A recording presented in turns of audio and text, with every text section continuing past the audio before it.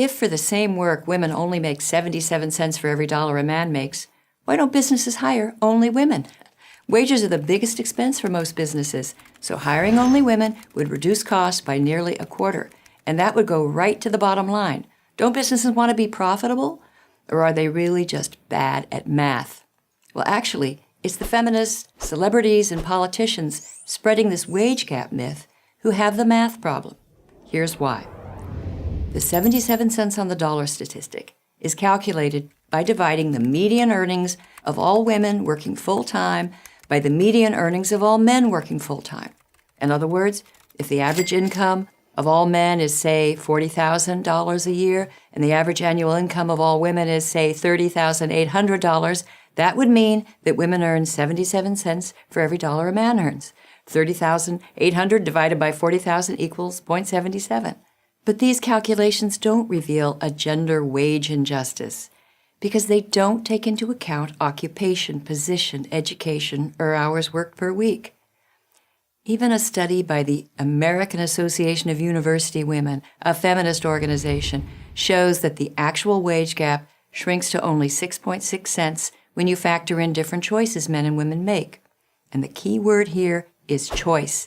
The small wage gap that does exist has nothing to do with paying women less, let alone with sexism.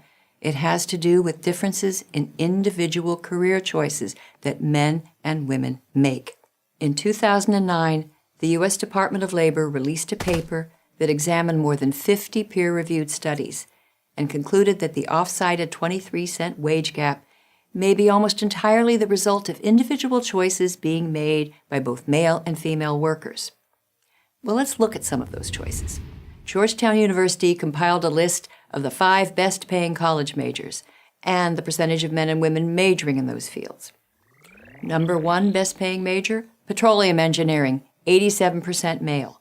Number 2, pharmaceutical sciences, 48% male.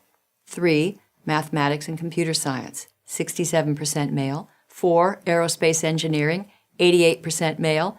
5, chemical engineering, 72% male. Notice that women outrepresent men in only one of the 5 top-paying majors by only a few percentage points. Now consider the same study's list of the 5 worst-paying college majors. Number 1, counseling and psychology, 74% female. 2, early childhood education, 97% female. 3, theology and religious vocations, 66% male. 4, human services and community organization, 81% female. And 5, social work, 88% female. Here, it's the women who lead in all but one category. Even within the same profession, men and women make different career choices that impact how much money they make. Take nursing, where male nurses, on the whole, earn 18% more than female nurses. The reason? Male nurses gravitate to the best-paying nursing specialties, they work longer hours, and disproportionately find jobs in cities with the highest compensation. Now here's how one expert on nursing compensation, Professor Linda Aiken of the University of Pennsylvania, sums up the data. Career choices and educational differences explain most, if not all, the gender gap in nursing. The Department of Labor paper concluded that once these differences are accounted for across all professions, the unexplained wage gap is somewhere between 4.8 and 7%, almost identical to the 6.6 percentage gap found by the AAUW. But why is there any gap at all? No one knows for sure, as both the AAUW and the Labor Department concede. There are so many variables that drive wages that no single study can cover them all. Few wage gap studies control for variables such as dangerous work environment. Men are vastly overrepresented, for example, on oil rigs. And here's another variable. Men are more willing and able to work long hours without advance notice.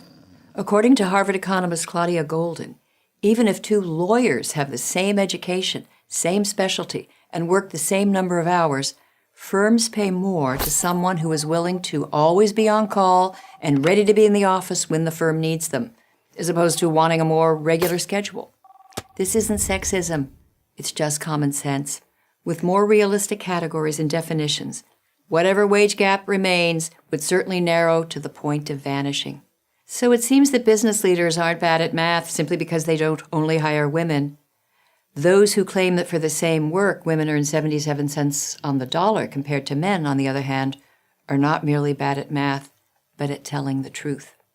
I'm Christina Hoff Sommers of the American Enterprise Institute for Prager University. To subscribe to our YouTube channel, click here. To help keep our videos free, donate here.